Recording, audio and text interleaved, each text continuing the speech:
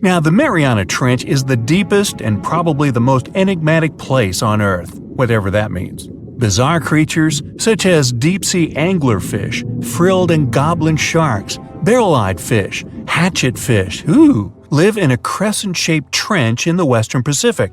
Just 3 people have ever descended down the Challenger Deep in the southern end of the Mariana Trench. There, at a depth of almost 11,000 feet, vents are bubbling up carbon dioxide and liquid sulfur. Mud volcanoes erupt under the pressure 1,000 times greater than at the surface. And so, it's no place I want to go. So bye! Get back in there. Alright, since you clicked, yeah, you're about to visit places no less mysterious and creepy than the Mariana Trench. Your first stop is Mexico, the Yucatan Peninsula to be precise.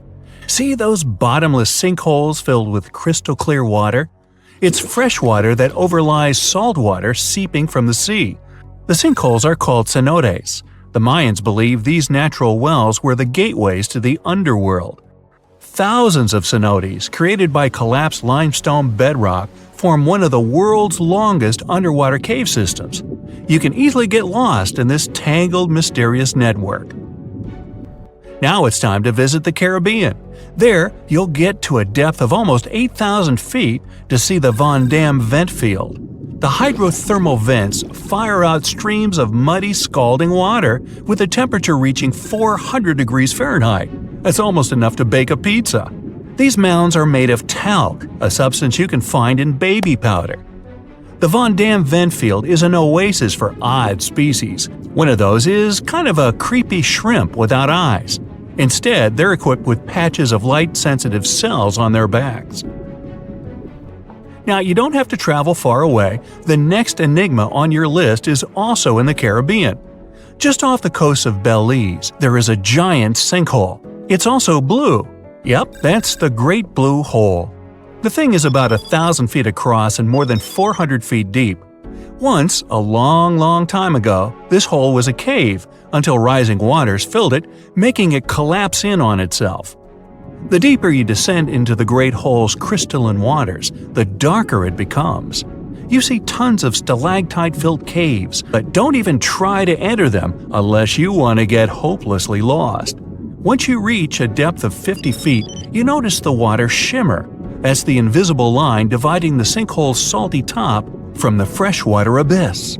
Time to get out of there. Who knows what you might come across in the murky depths? Your next destination is off the Pacific Northwest coast. Almost 500 streams of methane bubbles were discovered there several years ago. Because of the bubbles, the vents got the name champagne seeps, which sounds better than the fart spas. Scientists are still puzzling over this phenomenon. Where does the methane come from? Underwater cows? Why is its temperature warmer than that of the surrounding ocean? And most importantly, what would happen if you managed to light a match somewhere near a large bubble? Methane is a highly flammable gas, and setting a methane bubble on fire, well, you get the picture. And now you're off to Iceland. The plan is to dive into Silfra, a fissure filled with pure glacier water. This 206-foot deep crack is the only underwater place on the planet where you can touch 2 continents at once. The deeper you go, the darker it becomes. The rocky landscape looks otherworldly. Divers who dare to visit this incredible place risk having their gear frozen, getting hypothermia, or not surviving whatsoever. After all, the water temperature in Silfra Fissure is about 35 degrees Fahrenheit year-round. Your next destination is Scotland. Okay, cue the bagpipes. If you dive in the Gulf of Corryvreckan, a narrow strait between 2 islands, you'll see massive underwater rocks and deep holes. They create the 3rd largest permanent whirlpool on the planet, the Corryvreckan Maelstrom. The water moves through the strait at breakneck speed. It hits the underwater rocks, and the place looks like a pot with boiling water. The waves, created in the process, sometimes reach a height of 15 feet, and you can still hear the roaring whirlpool from 10 miles away. It's believed the Corryvreckan Maelstrom has swallowed dozens of sailors over the centuries. They were caught unaware by the ferocity of this natural phenomenon and pulled underwater in the blink of an eye. Okay, enough bagpipes. Your adventures are getting more and more extreme. You're heading for Antarctica. There, in the Southern Ocean, you'll find the Ross Sea Ice Shelf. Say that 5 times real fast. Later, not now. It's roughly the size of Spain, with the ocean underneath containing as much water as the North Sea. Once, scientists drilled all the way down through this enormous chunk of ice. Imagine their astonishment when they found life in those extreme conditions. The researchers came across dozens of mysterious species not known before. The most unnerving were upside-down swimming fish and overturned sea anemones hanging in the frigid waters. Hopefully, bizarre places with a notorious reputation don't frighten you. Well, too bad, because you're about to visit the Bermuda Triangle. It's an area between Bermuda, Florida, and Puerto Rico where planes and ships seem to vanish in thin air. For the first time, this place attracted a lot of attention in 1945. That's when 5 U.S. Navy planes disappeared during training. Before radio contact was lost, the flight leader said, "We're entering white water. Nothing seems right." After that, the planes with 14 men flying them disappeared. Even scarier, a rescue plane with 13 people on board never came back as well. Some people believe the mythical city of Atlantis lies at the bottom of the triangle. They claim its inhabitants use extraterrestrial technologies to sink ships and crash airplanes. Others blame rare and unexplored natural phenomena, for example magnetic anomalies, or massive pockets of flammable methane gas. There we go again. Then, if a bolt of lightning ignited a giant methane bubble near a ship or a plane, this could probably make it sink without a trace. Except the smell. But methane is found everywhere all over the world, and it never behaves this way. Some experts aren't sure there's a mystery to explain whatsoever. Lots of busy routes pass through this area. No wonder more ships and planes sink there than anywhere else. Now, prepare some warm clothes. You're heading for the north again. Your destination is Cape Desolation in Greenland. Nice place. In 2012, Canadian researchers were sampling the water in that area, and their equipment came back to the surface with pieces of coral attached to it. That's how a cold water coral reef was stumbled across. These unique pinkish corals can easily go without sunlight and live in strong currents 3,000 feet below the surface. Another unique spot you can't miss lies between Greenland and Siberia. The Gakkel Ridge is the deepest and most remote portion of the global mid-ocean ridge system. In some places, it reaches the depth of more than 3 miles. It's only natural the darkest corners of this underwater world remain unexplored. Fascinating chemical reactions happening at the bottom of the ridge produce hot fluids rich in minerals. They spew, like freshmen at a rush party, from seafloor vents. And since these vents are isolated from the rest of the ocean, they're hot spots for bizarre creatures found nowhere else in the world. Your next stop is just off the coast of Cuba. Circular columns, paved floors, symmetrical stone structures. That's what the Cuban underwater city looks like. What happened there? Why was a large city abandoned at a depth of more than 2,000 feet? Lots of people believe those are the ruins of a long-forgotten civilization. But scientists have their doubts. They claim the lost city is nothing but a natural phenomenon that appeared about 5 million years ago. The disc and donut structures often appear around the areas of the seafloor where natural gases break free. Again with the gases. When you come to visit the Sargasso Sea in the middle of the North Atlantic Ocean, you won't find its shores. Instead, it's surrounded by powerful ocean currents. These are the same currents that turn the sea into a gigantic convention for dense brown seaweed. In the 19th century, a French ship was discovered in the Sargasso Sea. Its sails were set, but not a single crew member was on board. This mysterious disappearance made people believe the seaweed was carnivorous. The Sargasso Sea is indeed a weird place. It's always eerily calm and unnaturally warm, even though it's surrounded by the churning, freezing waters of the Atlantic Ocean. Could one of these bizarre places become a home to the largest marine predator ever, the megalodon? The giant shark's teeth, Some larger than an adult man's hand have been found pretty much all over the world. But since these creatures preferred warm, shallow waters, they lived along the coastlines of all continents except Antarctica. In other words, it'd be a waste of time to search for the giant predator in the depths of the Mariana Trench, in Greenland, or in Mexican cenotes. But then, could it choose the waters of the Caribbean to hide from the hustle and bustle of the modern world? Don't get your hopes up. There's been no proof the megalodon does exist these days. It wasn't a shy, elusive animal, and still, no one has seen this shark lurking around recently. Not even near the fart spas.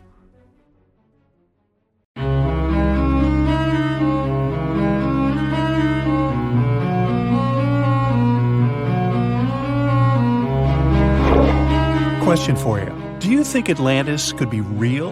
It remains as one of history's greatest mysteries. The legend began with Plato, all the way back in ancient Greece. The tale of a civilization that formed and prospered before our own. Atlantis was supposedly a highly technological society, much like the Mayans. But, as the legend says, due to the people's greed, they were punished by a flood that destroyed and submerged their cities. Different theories try to guess Atlantis' location. Some say it was in the Mediterranean Sea. Some say it's beneath the Bermuda Triangle. But, as science has shown us, Atlantis may be only an allegory for humankind. Today, you'll discover several amazing underwater cities that you have never heard of. They existed indeed and are not just a myth. We're taking you on an excursion to the underwater city of Baia, which is on the coast of Italy. Known as the Las Vegas of the Roman Empire, Baia was a resort city. The Roman elite traveled there for recreation. Imagine an open-air spa. That was Baia. You can visit the submerged town by scuba diving and get close to that perfectly preserved, magnificent Roman sculpture, a true underwater wonder. You can spot the crumbled temples and buildings through glass-bottom boats. This is a moss-covered museum in Claudio's Nymphaeum. To your left, you can see a collection of classical Greek statues. Swimming down the Via Herculeana, you'll arrive at Villa Aprotio. Villas are Italian-style houses, and here you can admire their original marble floors. Notice the black and white patterns and the astounding shapes they make. Next, you'll arrive at Portus Julius. Can you see the collapsing wall structures at the bottom of the seafloor? You'll see well-preserved columns and limestone floors. Behold the ruins of the thermal baths of Lacus. The remaining multicolored mosaics are something great to see. You'll see their orange, blue, and green tiles if you get close enough. At Pisoni's Villa Pila, you'll see 25 preserved Roman pillars.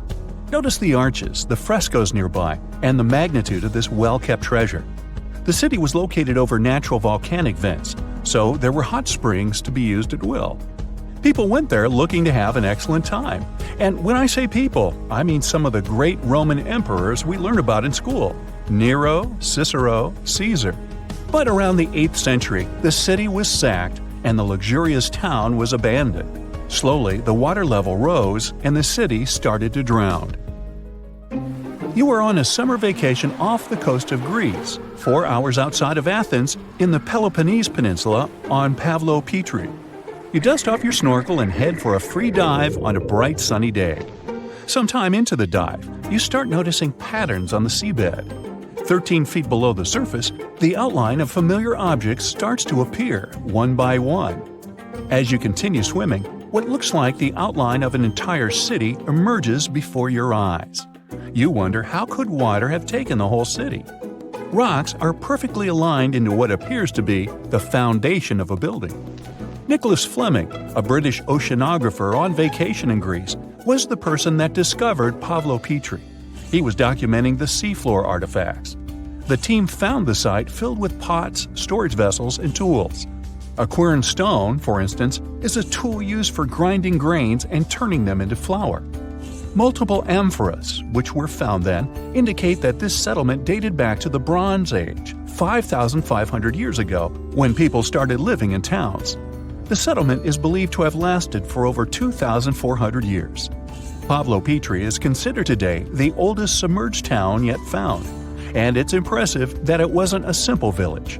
It was a vibrant port city with stone-built buildings, a marketplace, streets, and even squares.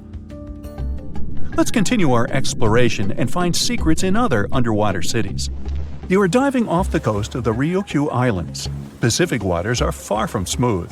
There's a strong current pulling you into the deep sea. Suddenly, you see a huge structure thanks to the sunlight shining down on the seabed. At first, it looks like Machu Picchu's ruins across the globe in Peru. As you approach it, you slowly figure out its form. A pyramid-shaped structure, arches, staircases. It's something that could have easily been a palace or castle.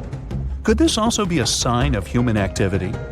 What you just saw is known today as the Yanaguni Monument. It also goes by the name of Japan's Atlantis. The entire monument is about the size of 5 football fields and the height of a 5-story building. Its most surprising feature is its expansive terraces that host large crowd gatherings. Explorers and scientists believe that Yanaguni dates back to 10,000 years ago. But whether it is a man-made structure or a natural formation is still under debate. For Japan's top marine geologist, Professor Masaki Kimura, Yanaguni is the heritage of a lost civilization. Kimura has dived into exploring the ruins over 100 times over the past 10 years. According to him, there are clear signs of human activity down there. The Triangle Pool, located on the monument's surface, is a triangle-shaped concave that is a historical symbol of water fountains in the region. There is also a giant turtle carved on the eastern side of the structure. And according to Kimura, turtles have an important cultural meaning. Several pieces of stone tools have been recovered from the site. Their estimated age dates back to 10,000 years ago. However, not all scientists are convinced of the same. For many, Yanaguni is the result of thousands of years of erosion. The fact that the monument is composed of one massive rock leads them to believe that it is not human-made. The defined edges and flat surfaces resemble a natural formation occurrence in Northern Ireland, known as Giant's Causeway. A series of interlocking basalt columns look like the ruins of a palace, but they were the result of volcanic activity in the region. Well, stay tuned for more underwater discoveries. The next stop on our voyage is one of today's most famous underwater cities that has turned into an underwater archaeological park. The city of Port Royal in Jamaica exists today only below the surface. But in 1692, it was one of the wealthiest cities in the Western Hemisphere. Port Royal was the center of the British Empire at the time, and an important trade city that attracted people from all over. It was also home to real-life pirates of the Caribbean. On the morning of June 7, 1692, the people of Port Royal met a different fate than they probably expected. The bars and restaurants beaming with life woke up shaking. People were taken out of bed with the power of a massive earthquake, estimated today at 7.5 on the Richter scale. One survivor says he saw the earth opening up and swallowing the town whole. What he said could be true, as the city was mainly built over sand. The ground sucked buildings, roads, and everyone above. Geysers erupted, and finally, waves as big as 10-story-high buildings hit the city. About 33 acres of the city disappeared underwater, and amazingly, most of its 17th century remains lie in good condition under 40 feet of water. In the ruins, archaeologists have found taverns, storage rooms, kitchens, and recreational buildings used for diverse purposes. You can see a grand lion statue, a submerged bridge, and many picturesque arches. Now, do you fancy a trip to India? Just outside its coast lies another sunken marvel. A site known as the Lost City of Cambay is located on the Gulf of a similar name. It remained hidden until 2001, when the National Institute of Ocean Technology did a routine water assessment. With sonar technology, which sends a wave of sound to the bottom of the sea, they found something far beneath the surface. Images showed well-defined geometric shapes spread along a 5-mile stretch. The remains found dated to more than 9,500 years ago, meaning that this civilization was lost at around the end of the Ice Age. Debris recovered from the site included construction material, pottery, beads, sculptures, and even bones. Scientists argue whether these artifacts are indeed from the site, but if they truly are, then the lost city of Cambay would be the oldest civilization in the world. Virtual training simulation is activated, initiating shark attack protocol. This course was designed to improve your survival chances in a shark attack. Remember, this is a simulation. No matter what happens, you are safe. This may seem relaxing, but things are about to get intense. That doesn't sound so good. I hope you can swim. There are over 500 species of sharks, but only around 12 of those species have been known to attack humans. Statistically, the chances of a shark attack are low. You're more likely to be struck by lightning than become fish food. But just in case it does happen, there are a few things to remember. Sharks are opportunistic predators. They prey on wounded or defenseless animals. They are attracted to movement, so try not to panic or draw attention to yourself by splashing. That's better. You should try and get towards the shore quietly and quickly. Remember, you can't outswim a shark, so you might need to fight it off. There are signs that indicate that a shark is about to attack. These include circling, sharp turns, and the lowering of the dorsal fin. That attack looks imminent, so it's time to take action. Never play dead. The shark will think you're an easy meal. Always face towards the shark. You'll want to see what it's doing. You may have heard that punching a shark on the nose will stop it. It might work as a last resort, but it'll probably make a shark angrier. Instead, try putting something between you and the shark. That's a good idea. I hope you're feeling brave. Remember, this is just a simulation. Try aiming for the eyes or gills. Hitting these sensitive spots may startle the shark. You did it. Now let's get out of the water. Keep going. You're almost there.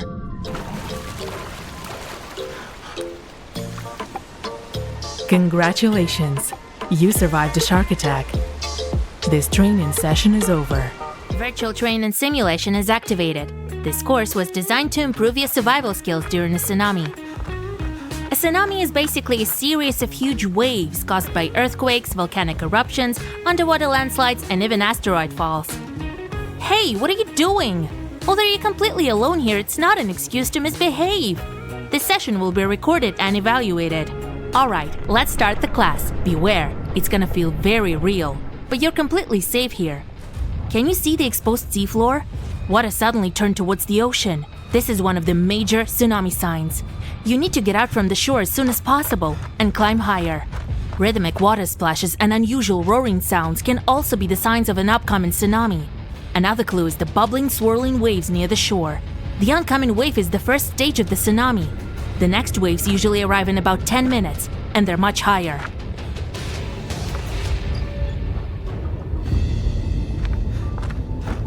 You need to run at least 3 kilometers away from the coastline and rise to a height of 30 meters above the sea level. By the way, a record-breaking powerful tsunami occurred in Lithia Bay in Alaska on July 9, 1958. The wave length reached 1,719 feet. But don't worry, our training tsunami is not that epic. Oh, everyone falls for the trick. Never touch electrical gadgets during a tsunami, especially if they're wet. Going up on an elevator is a bad idea. Electricity can break anytime. Use the fire escape.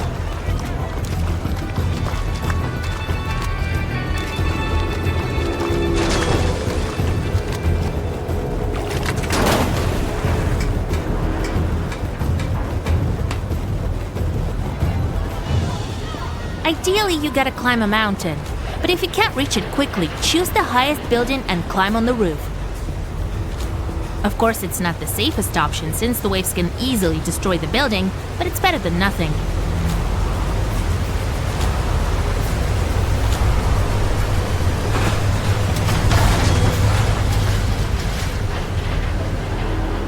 Remember, this isn't real. There's no one in these cars.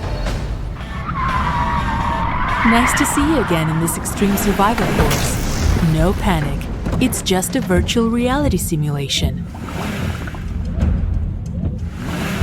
Don't waste time trying to open the door. It simply won't budge because of the force of the water pressing on it from the outside. Remember, first of all, you have to unfasten your seatbelt.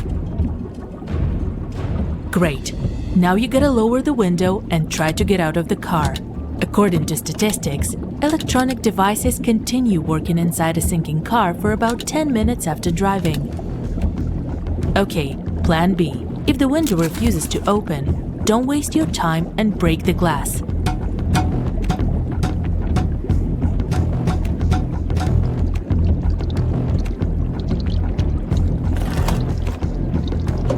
Oh no, don't even try to break the windshield.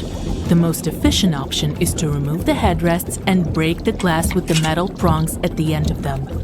Unfortunately, you're not very forward-looking and you haven't put a special glass-breaking hammer. Wait until the car is completely filled with water. This will equalize the pressure inside and outside the car, and the door will open. Take one last deep breath and open the door.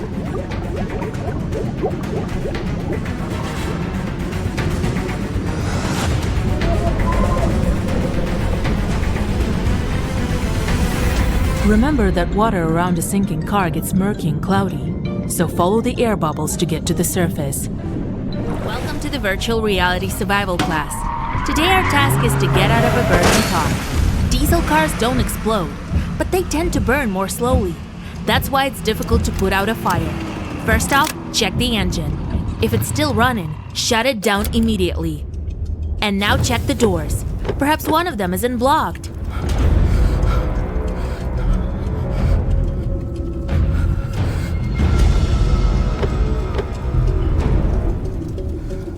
If the fire is already inside the car, it's very dangerous. Acrid smoke in a closed space will kill you in a few minutes. Time to get out. If all doors won't open, check the windows. If any of them is broken, remove the remaining glass and get out this way. Whoops, that won't work. Try to find a fire extinguisher. According to the rules, it must be under the driver's seat to be handy in case of danger.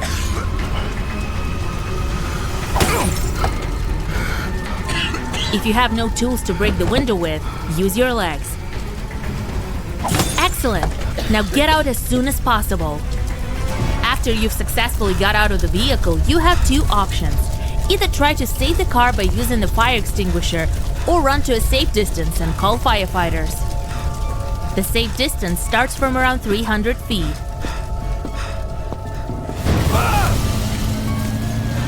Here they are, just in time. Congratulations! Mission accomplished. Attention! A tornado can emerge even when there's no storm or rain. Most of the time they appear in summer when the ground is heated, but there are many exceptions. Tornado formation is sudden and quick. It might take only a few minutes before it starts to wreak chaos upon everything in its path. Welcome to the virtual reality class for extreme survival. If a tornado found you at home and you have no time to escape, make sure to lock all windows, doors, and attic spaces. Stick tape crosswise over each window glass to prevent the debris from scattering. Make sure to turn off the gas and electricity and put out the fire in your stove. Prepare flashlights and candles, as well as water and food supplies for at least 3 days. Don't forget to take a working radio. Also, make sure to grab the first aid kit. If you live in a tornado-prone area, it's better to keep a strategic supply of those items in your shelter at all times. The region inside of a tornado is characterized by low temperatures and oxygen levels, making it difficult to breathe. There aren't any detailed visual observations of this inner region because these storms are too intense to shoot inside. Tornado formation is quite simple. Hot air streams from the ground collide with a descending stream of cold air brought by thunderclouds. Warm air can't go higher up, and cold air can't flow down. The force of their collision gradually produces a vertical column of spinning air that starts to suck debris from the ground like a giant drain. A tornado can be up to 2 miles in diameter, and the speed of the funnel itself is somewhere between 25 to 40 miles per hour. A tornado can last from a few minutes to an hour or more, but usually they exist for up to 10 minutes and then dissipate. Don't leave your shelter right after the wind weakens. The twister may reappear in a few minutes. Whew, the tornado is gone now. You can leave the shelter.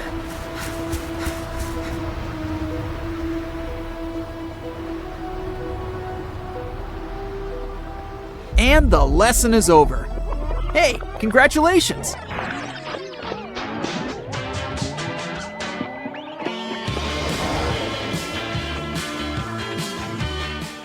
Are we there yet? I'm starving. Yep, almost there. What's going on? Looks like an apocalypse. Don't worry, it's just a traffic jam. Are you sure? No! Tornado! What? Let's get out of here! No, we must stay in the car. Is it safe? No, but it's even more dangerous outside. Let's leave the car running to make sure the airbag would work properly. You need to cover your head. Here, take the blanket. Thanks, but what about you? I'll use my coat. Lean against the walls and freeze. Whoa! Here we go! I've never been inside a tornado before. Have you? Ah! Whoa! Is that a cow? Yeah! Poor thing!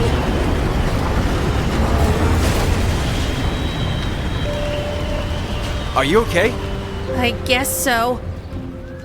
We're so lucky! Surviving this kind of adventure is like winning a lottery. Yeah. But I'm still hungry. Being afraid of the ocean is a very understandable fear. We have it in our genes. In the past, humans had to avoid certain dangerous situations, like big animals and deep bodies of water, in order to survive. Plus, we've only explored 5% of the oceans, so we never know what we can stumble upon there. In regular conditions, GoPro is just a camera. But if you find it lying at the bottom of a 400-foot pit in the middle of the Caribbean Sea, that will make your blood run cold.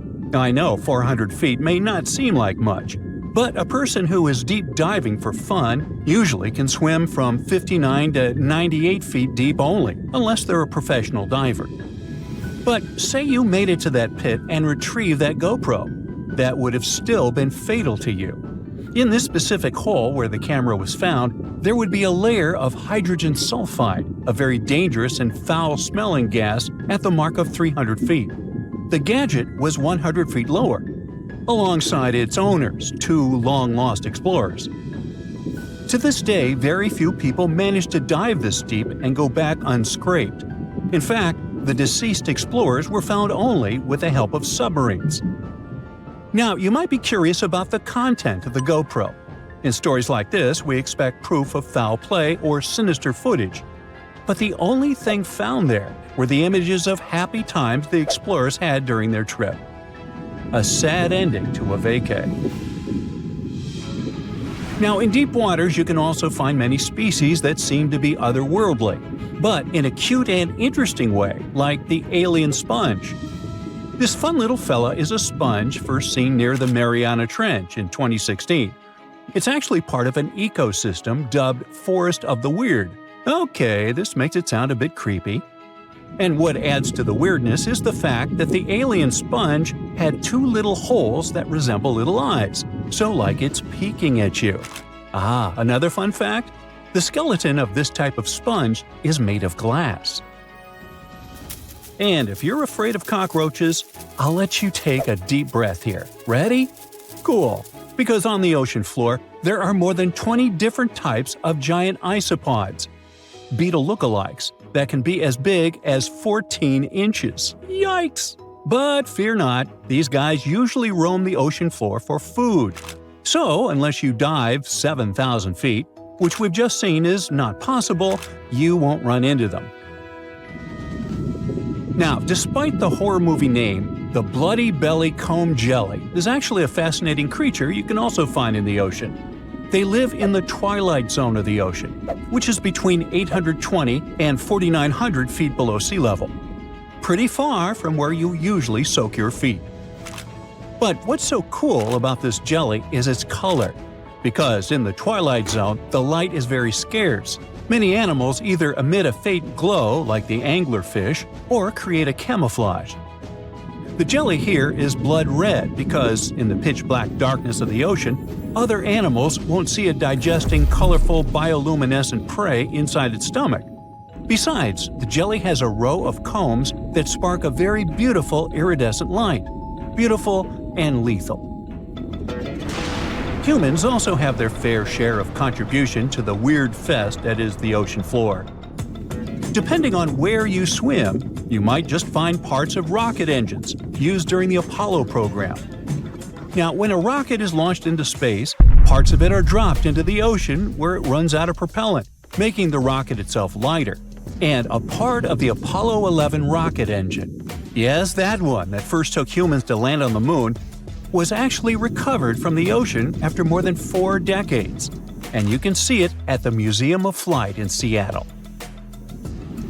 Not a space fan? Well, there's something for the Oregon Trail lovers too. There are 2 locomotives living their best lives, or worst, depending on your point of view, just off the coast of New Jersey. They're from the 1850s and are sitting under 90 feet of water. They probably fell off of a transportation ship during a rough storm, or were intentionally pushed over the barge so that the ship didn't sink. Most of these things can only be seen while diving, but worry not.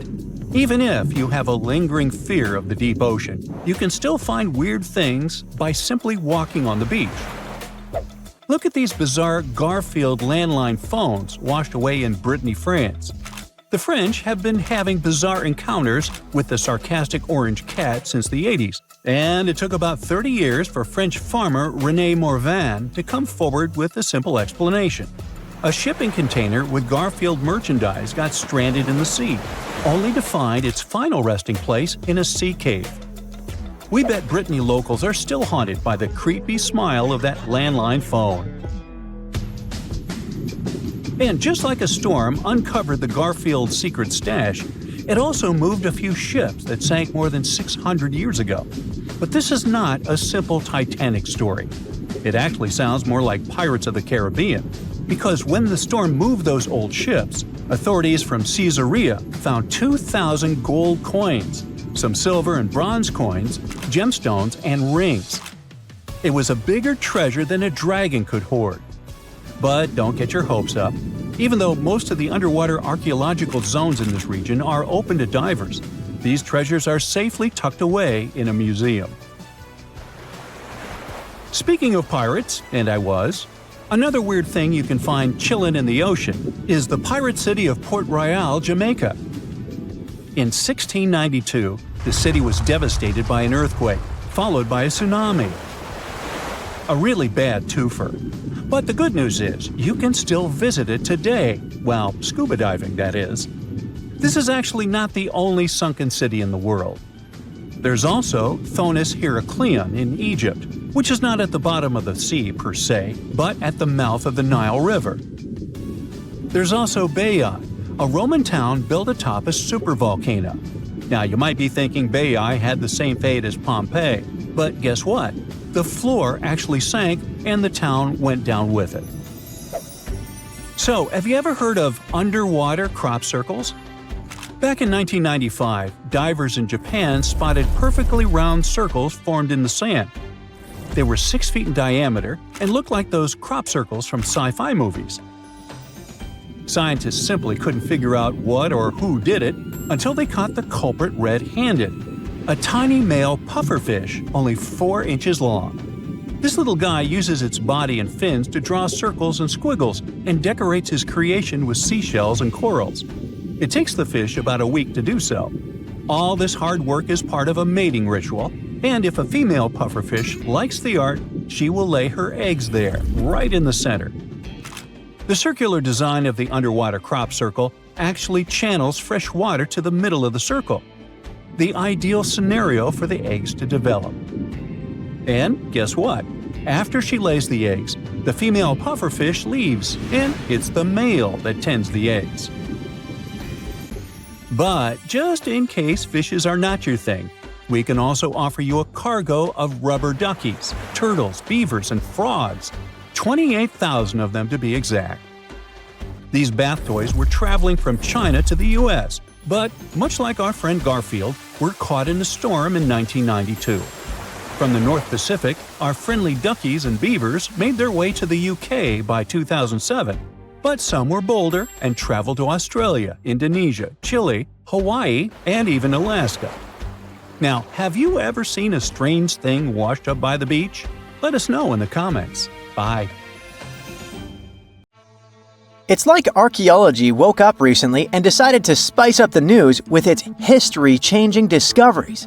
From unearthing dinosaur fossils in peaceful Iowa to translating bad news from ancient Babylonian texts, history is revealing its secrets like never before. When Mount Vesuvius erupted in 79 CE, it froze the town in time. Some of the most famous discoveries were heartbreaking, like a mother wearing a golden bracelet, holding her child, or two sisters hugging in fear. At least that's what scientists thought. In 2024, advanced DNA tests shattered these long-held beliefs. The mother from the House of the Golden Bracelet was actually a man wearing a fancy 30-carat bracelet, and the child wasn't even related to him. As for the two sisters, DNA revealed one was actually a man, while the other remains a mystery. Some speculate they were lovers, but the truth is still buried in time. Speaking of rewriting history, another shocking revelation comes from ancient Babylon. Recently, archaeologists translated 4,000-year-old texts that turned out to be heralds of terrible news. These specific texts that were translated are believed to be from Sippar, a city near the Euphrates River in modern Iraq. They talked about lunar eclipses, which is when the Earth's shadow blocks the moon, and for ancient Babylonians, these were warnings. Eclipses could mean everything from floods and famines to chaos in the kingdom. But here's the interesting twist. Babylonians also came up with clever ways to cancel these bad omens, like calling in priests to perform rituals, or consulting oracles for advice. These ancient astrologers took their job seriously, since it wasn't just about stargazing. It was about keeping the kingdom safe.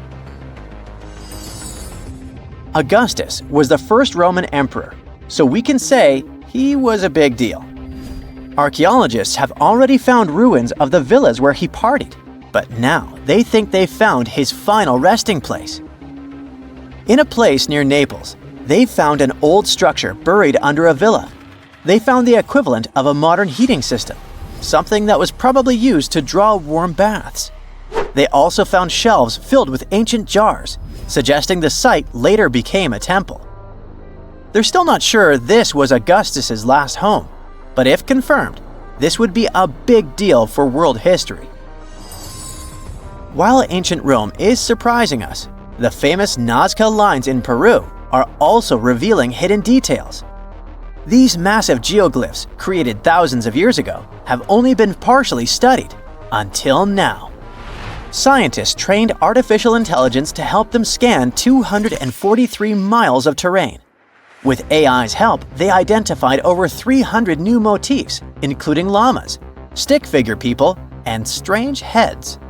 The algorithm, originally developed to decode charred scrolls from Mount Vesuvius, has doubled the number of known glyphs.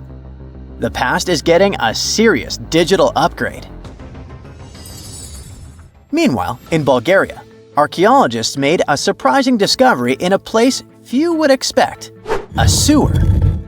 In 2024, researchers unearthed a nearly intact 6.8-foot-tall marble statue of Hermes, the Greek god of travelers and trade, hidden beneath layers of soil. Experts believe it was placed there for safekeeping after an earthquake in 383 CE damaged the city's infrastructure. At that time, paganism was declining and Christianity was rising as the Roman Empire's official religion. Many pagan idols were being destroyed, but it seems some locals secretly preserved their deities by hiding them underground. Searching the bottom of the River Thames is probably worse than looking under your bed. The riverbed collects all kinds of discarded treasures, including a legendary typeface. In the early 1900s, two men created the Dove's typeface for printing books, but after a bitter falling out, One of them threw every single metal letter into the river. A century later, in 2014, a designer trying to revive the typeface began searching for the lost letters. In just 20 minutes, he started finding them. With the help of divers, more were uncovered. And today, some of the lost letters are on display in a museum. Not much goes on in Iowa, which is why finding a huge 13,000-year-old mastodon skeleton made headlines. In 2022, a researcher received a photo of a massive femur believed to belong to a prehistoric animal. It took 2 years to secure funding for excavation, but in 2024, archaeologists finally dug in. After 12 days of work, they uncovered a well-preserved mastodon skull, the first ever found in a Midwestern state. This discovery would make Indiana Jones jealous, especially since it happened in Petra, the ancient Jordanian city featured in one of the movies. Archaeologists uncovered a 2,000-year-old chamber beneath Petra's treasury, containing at least 12 skeletons, along with iron and bronze artifacts. The chamber, built by the Nabateans, sheds new light on their afterlife practices, which remain largely mysterious. One of the most intriguing finds was a ceramic chalice clutched by one of the skeletons. Back in Peru, archaeologists made a groundbreaking discovery that turned Peruvian history upside down: a female ruler. At the 1,600-year-old site of Pañamarca, scientists uncovered a throne room decorated with colorful murals. These murals depict women spinning and weaving, men carrying a crown, and even a crowned woman speaking to a birdman.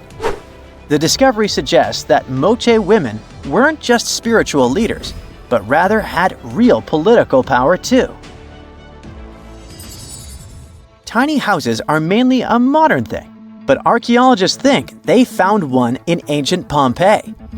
Unlike traditional Roman homes, which had grand atriums for entertaining guests, this house had none. But what it lacked in size, it made up for in artistry. Inside, scientists found a painted altar decorated with birds of prey, sparrows, snakes, and plants. The altar held ceremonial items like a lamp and an incense burner, still holding traces of fragrant herbs. In 2021, researchers scanning the Baltic Sea found a massive stone wall hidden beneath the waves. The Blinker Wall, stretching over 1.5 miles, could be Europe's oldest man-made structure. Sitting 68 feet below the surface, it's built from around 1,400 small stones placed between 300 giant boulders, some weighing up to 142 tons. Dating back over 10,000 years, the Blinker Wall predates Stonehenge and France's Karnak stones, meaning it was likely built when the area was dry land. Scientists believe it may have been a reindeer hunting tool, guiding animals into a lake where hunters could strike. Oh, and then there's the granite slab that was found in Egypt's Abydos area. At first, it was thought to belong to two important people from ancient Egypt, but a recent discovery showed it was actually part of the sarcophagus of Pharaoh Ramses II, one of the most famous Egyptian rulers. A researcher found a special engraving on the slab that had Ramses II's name on it. Ramses ruled Egypt a long time ago, and after he died, his tomb was looted, so his body and belongings were moved around a few times. This new discovery shows that after Ramses' tomb was robbed, some of his things were used again. The finding also teaches us that ancient Egyptian tombs were often looted, and the things in them were reused. Recently, something unexpected happened during a dig in Norton Disney, back in England. While searching for ancient coins and brooches, a volunteer from the Norton Disney History and Archaeology group stumbled upon a mysterious Roman dodecahedron. This small hollow object, made of copper alloy with 12 pentagonal sides, was buried for 1,700 years, but was surprisingly well preserved. Though over 30 of these strange objects have been found in the UK, no one knows for sure what they were used for. Some think they might have been measuring tools or calendars, while others believe they were used for rituals. The Norton Disney Group thinks these dodecahedra were likely symbols for religious ceremonies, as many show no signs of wear from daily use. So, a mysterious discovery was made deep in the Red Sea, the so-called death pools. Woo, that's scary. In 2020, researchers embarked on a dive into the Red Sea. The mission spot was in the Gulf of Aqaba, between Saudi Arabia and Egypt. Near the end of their expedition, as they ventured deeper into the darkening waters, they noticed some strange seaweed floating above the seafloor. They decided to use a remotely operated vehicle and investigate it. Suddenly, they discovered these strange, motionless lakes of water within the sea. These are called brine pools. They're basically pockets of salty water deep on the ocean floor. And when I say salty, I mean it. Sometimes they're up to 8 times saltier than the ocean water itself. Mysteriously, they don't mix well with the surroundings. They formed millions of years ago, sometime during the Miocene epoch, back when weird creatures roamed the earth, like me, and deeply buried mineral deposits dissolved into the water. The largest pool spans about 170,000 square feet. Meanwhile, 3 smaller ones are under 107 square feet each. At first, this discovery didn't seem that scary. But here's why they're so horrifying. Not only are they disgustingly salty, they also lack oxygen. Now hold on a sec, isn't that normal for something that's underwater? Well, it turns out the Earth's waters are full of oxygen, and at least half of this element on our planet comes from the oceans. Just like plants on land, marine plants such as phytoplankton, seaweed, and algae munch on sunlight and produce oxygen through photosynthesis. They release lots of it into the surroundings. Marine life then eats half of it, so only about a quarter of the oxygen that we breathe actually comes from the oceans. Just like us, sea creatures need this element to survive. Without it, they can't breathe and support their metabolism to live. That's why these pools are super dangerous for most of them. It's like a puddle of thick syrup for bugs. When they get in, the poor things immediately suffocate and pass away. Which is why the pools are surrounded by a graveyard of marine animals. But let's see how these things can exist in the first place. Have you ever tried making ice cubes from salty water? Spoiler, it's pretty hard. When you add salt, the water gets harder than usual to freeze, a phenomenon that has a funny name, freezing point depression. Oh, that's because salt interferes with the hydrogen bonds between water molecules. As it finally freezes, stuff like particles, dirt, or dissolved salts get pushed out to the sides. As a result, the salt's kind of squeezed out of the ice crystals and gets trapped near the edges in small bubbles or pockets.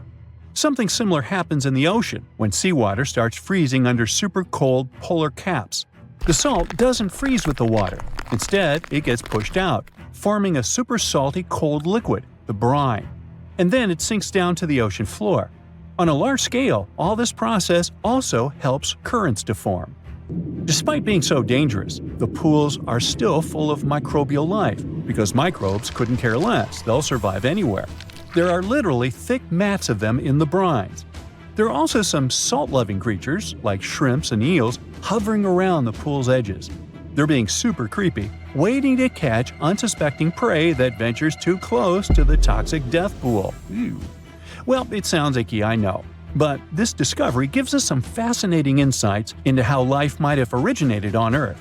We already know from the evolution theory that we came from the ocean, but now scientists think that life might have begun in the deep sea in some super dark, oxygen-free places. These brine pools are like time capsules. They're one of the closest things we've found to the early Earth. They can tell us the planet's history of earthquakes, floods, tsunamis, and more. For example, they have some traces of rainfall that happened over 1,000 years ago. And they can also help us search for life on other water-rich planets. For example, Mars most likely used to have huge oceans on it. Now, NASA scientists want to send a special instrument called HABIT for a special red planet mission to study things similar to our brine pools.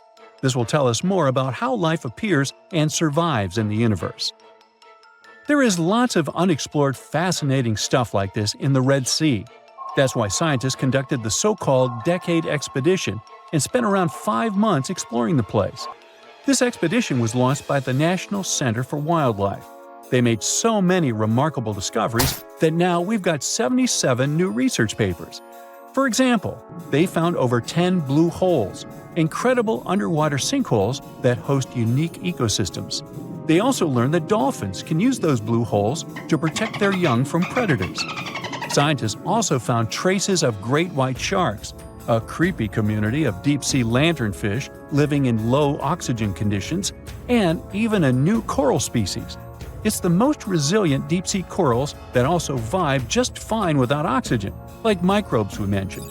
Speaking of which, research also showed us some new ancient thermal vents and large blobs of microbial formations near Farasan Island. Now, can you believe that with all that, we only explored 5% of the ocean? It's divided into several layers based on depth. Each layer becomes darker and more isolated from sunlight as we go deeper. The places that no sunlight can reach are terrifying. Now, the fun, cute layer with dolphins and turtles is called the epipelagic or sunlight zone. It's so tiny, but even this layer is about 650 feet deep. Then we have the mesopelagic or twilight zone. It's the layer of mysterious octopus, shark, and other loners, which extend to about 3,000 feet down. And then the horrors begin after this one. We encounter the bathypelagic or midnight zone. It extends to 13,000 feet below the surface, about a half of Everest above you. Here we have the famous poor blobfish, squids, and anglerfish. Below it is the abyssal zone. It extends to about 20,000 feet deep. Since there's not much sunlight or oxygen, as we mentioned, most creatures here are quite small, like tube worms and shrimp. The darkness continues until we arrive at the scariest place of the planet, the place full of trenches formed by tectonic plate movements, the Hadal Zone. It's named after Hades, the deity of the underworld in Greek mythology. Just like Hades' realm is dark, remote, and guarded, the Hadal Zone is the deepest and most depressing part of the ocean. It starts at depths of around 20,000 feet and can go down to 36,000 feet and more. The famous Mariana Trench also belongs to this zone. Only 3 people in history have ever explored these depths in person, making it one of the least explored and most mysterious places on our planet. However, despite crazy high pressure, near freezing temperatures, and complete darkness, there are still things who manage to survive here. Guys like amphipods, which are critters who feed on dead material sinking from above, and the Hadal snailfish, which lives as deep as 27,000 feet. So scientists used to assume that if there's no sunlight, there wouldn't be that much oxygen around. But one day, a research team decided to measure the levels of oxygen in one of those deep zones. Surprisingly, the levels were super high. They checked the equipment thinking that it was malfunctioning, but nope, all the sensors showed the same thing. Turns out the oxygen was somehow generated by rocks. These small potato-sized rocks on the seafloor are called polymetallic nodules. They're rich in metals like copper, nickel, and cobalt, and they're basically like small batteries. When you put a battery in salt water, it can produce bubbles of gas, a process called electrolysis. In the same way, these rocks create tiny electric currents, which are powerful enough to produce the same gases, splitting water molecules into hydrogen and oxygen. It's the first time we saw oxygen being produced by some non-living minerals. This is what scientists now call dark oxygen. It turned out that about half of large marine species, or megafauna, were living just on dark oxygen alone.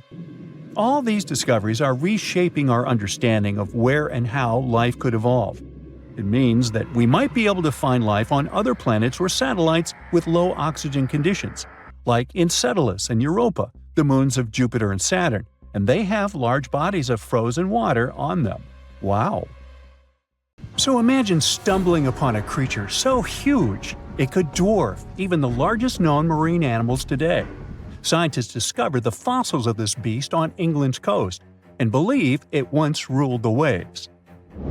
The new species was named Ichthyotitan severnensis, but thankfully for me, scientists nicknamed it the Little Stock Monster.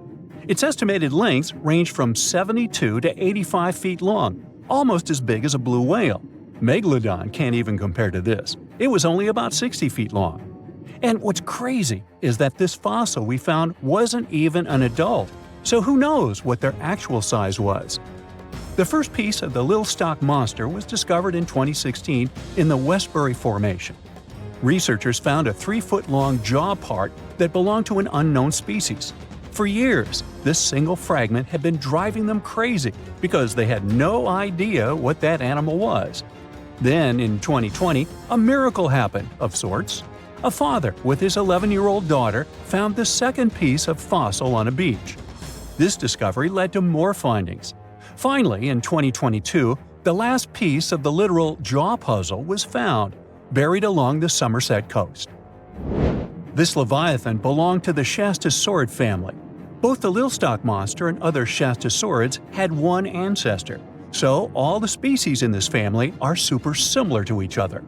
For example, all of them were the largest marine reptiles ever to exist.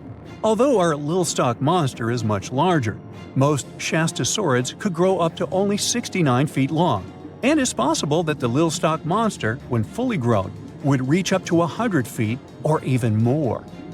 Both of their bodies were just perfect for cruising the ancient seas. These marine titans were elegant and slender, with an elongated snout. Other marine animals at the time were smaller and looked more like dolphins. Shastasaurids had long paddle-like limbs adapted for efficient swimming. Their skulls show large eye sockets, which means they had excellent vision.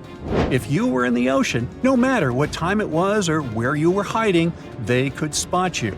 They were also incredibly fast and could dive to great depths. Of course, all these things made them the most terrifying predators. They ate pretty much everything, including fish and squid, and you if you were there. They probably captured their prey like whales, opened their huge mouths, and literally sucked the fish in. What made the Little Stock Monster especially scary is that it wins in the jaw competition. For other Shastasaurids, their jaws were a bit weaker, so they hunted smaller fish, kind of like today's orcas. They required vast amounts of food. This shows us that the Earth's Triassic oceans had rich, productive food webs. But the Little Stock Monster has this unique feature. It could open its jaw almost 90 degrees upwards. It also had tons of powerful muscles around. Its jaws were horrifyingly strong. So while others were hunting some squids, the Little Stock Monster probably hunted large fish and even other marine reptiles. Fossils of Shastasaurids have been found everywhere in the world, from North America to Asia. This means that these creatures dominated and terrorized the oceans for millions of years, although even they weren't completely safe from scavengers. And that's exactly why we struggle to find these fossils now. Scavengers didn't leave any remnants of them. So, while we have some fossils of this marine family, they mostly remain a mystery for us.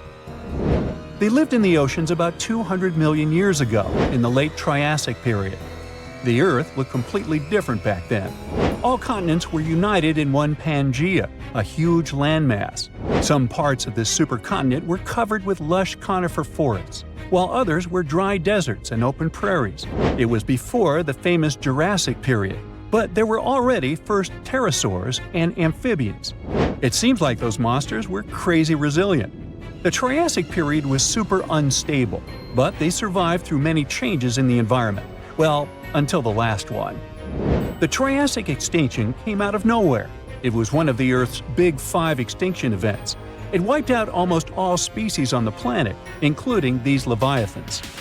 It's still not clear what happened exactly, but it looks like there was a huge tectonic activity. Volcanoes in the oceans were going crazy back then. These massive volcanic eruptions have probably altered the climate and ocean chemistry, leading to the extinction of many species. Scientists have a theory that it might have happened because there was a rain of comets flying to our planet from the Oort cloud. This likely happens about every 200 million years or so. I wasn't around then, so I'm just guessing here.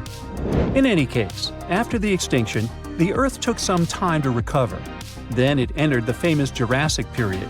More terrifying sea monsters were on the way. One of them left us a colossal skull. This fossil is 150 million years old, and it also belonged to a sea beast from Jurassic times. They called it the Sea Rex. The name is very fitting. This monster could have broken a car in half with one bite. It was also discovered accidentally. A fossil enthusiast was walking along the Jurassic coast. This place is famous for having tons of ancient fossils, all because of the erosion in stormy weather. Typically, people find small spiral fossils here. However, this time, he discovered a giant sea monster fossil. Excited, he contacted scientists.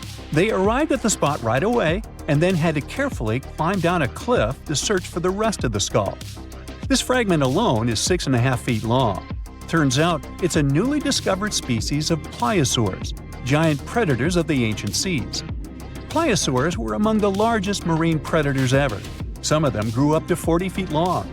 They used their huge teeth to snatch and devour prey, including other reptiles. Well, at least those creatures are far gone. But what about the horrors that still live in our oceans? Recently, biologists discovered the world's longest animal, the one that's still alive to this day. They found it off Australia's coast, on the Gascoyne coast, a very mysterious and unexplored place. There, underwater vehicles stumbled upon a frightening 150-foot-long siphonophore. That's twice as long as many blue whales and 3 times as long as a humpback whale. Doesn't it kind of look like one of those toy string worms? But this creature isn't friendly at all. It's a string-like deep-sea predator. What's even more scary is that this isn't actually one creature. It's a colony of small clones working together as one. Basically, collective consciousness. Ooh, Borg. Together, they stretch out like a single long string in the water. This creature might be the longest siphonophore ever found, and it was discovered at a depth of around 2,000 feet. Siphonophores, similar to jellyfish, capture their prey by dangling stinging tentacles in the water. When their tentacles touch small crustaceans and fish, they get paralyzed, and then they're reeled up to the colony's body. Expeditions to Western Australia's underwater canyons were definitely worth it. Together with that siphonophore, scientists have discovered up to 30 potential new marine species. Among them were a new octopus or squid, a long-tailed sea cucumber, glass sponges, and giant hyroids, colonies of animals resembling upside-down jellyfish. None of them have been seen before in Australia. But most of them weren't as scary as the one that was recently discovered in the Gulf of Mexico. This creature is straight out of a sci-fi thriller, a 26-foot-long mangapinna squid or bigfin squid. It was discovered near an offshore oil rig at a depth of more than 7,800 feet. It has incredibly long elastic tentacles, which can be 15 to 20 times longer than its body. It holds them at right angles to its body, making it look even creepier, almost as if it has elbows. And yes, it's another deep-sea predator. These 10 tentacles probably help the squid trap their prey and drag it onto the seafloor. We barely know anything about this extraterrestrial-looking creature because they're very hard to find and study. And if you think their tentacles are awful, just check out these creatures with 20 arms. This thing looks like a facehugger. This new species is lurking in the frozen depths of Antarctica. Experts were searching for cryptic sea animals known as Promachocrinus, or Antarctic feather stars. They're kind of similar to starfish and sea cucumbers, but have an otherworldly appearance and can live up to 6,500 feet below the surface. It's called the Antarctic strawberry feather star. Despite its pretty name, its appearance is anything but cute. It has a bizarre strawberry-like body from which 20 spindly arms branch off. Its coloring ranges from purple to dark reddish, and the arms all have different lengths and thickness. Who knows how many more of such scary creatures we'll discover in the future?